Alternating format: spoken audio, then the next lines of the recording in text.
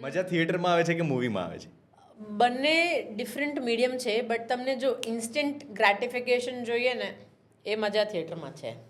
ફિલ્મનું તમને ધીરે ધીરે મળે કે તમારું થિયેટરમાં તો સામે ઓડિયન્સ બેઠું હોય એટલે આપણને હા એ તમે જે પરફોર્મ કરો છો ને ત્યારે જ તમને ગૂઝબમ્સ આવી જાય અને તમને ખબર છે કે તમે સારું પરફોર્મ કરો છો કે ખરાબ.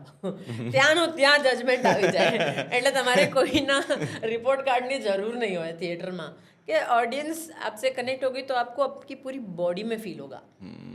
Okay, every bit of your, like, you will sense it on stage, the audience will be 100% connected with you. અને ફિલ્મમાં કેવું છે કે એ લોકો જોએ પછી એ લોકોનું એક પરસેપ્શન બને ફિલ્મના પ્રતિ, તમારા પ્રતિ. તમારું કામ જોયા પછી એક આઈડિયા આવે. અને એ ફિલ્મમાં એવું પણ છે કે રિલીઝ થયા પછી કંઈક મળે તમને. મેકિંગમાં પણ એટલો ટાઈમ લાગે. હા, જ્યાં સુધી રિલીઝ નથી થતું તમારું ફિલ્મ ત્યાં સુધી એવું જ છે કે ભાઈ જંગલ મેં મોર નાચા કિસને દેખા. તો અત્યારની ફિલ્મોને લઈને તમારું શું માનવું છે? કે લોકો એક્સપેરિમેન્ટ કરે છે, બટ આઈ થિંક ઓડિયન્સને થિયેટર સુધી લાવવામાં બહુ એફર્ટ જાય છે. કારણ કે આફ્ટર કોવિડ આઈ થિંક આપણે બધા જ જરાક લેડ બેક થઈ ગયા છે.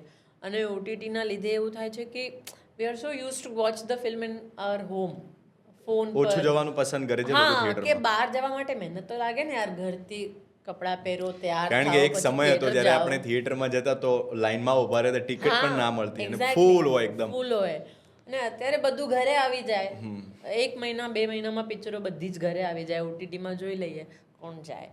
તો એ ચેલેન્જ છે પ્રોડ્યુસર્સ માટે, એક્ટર્સ માટે, કે ઓડિયન્સને કઈ રીતે તમે એન્કરેજ કરશો કે થિયેટરમાં આવે ને તમારું પિક્ચર જોઈએ. અને હવે હમણાં કદાચ એના કારણે જ ઓટીટી સિરીઝ ઘણી બધી બનવા લાગી છે, વેબ સિરીઝ. હા, કે લોકો રિક્ષા ચલાવતા વેબ શો જોવે છે.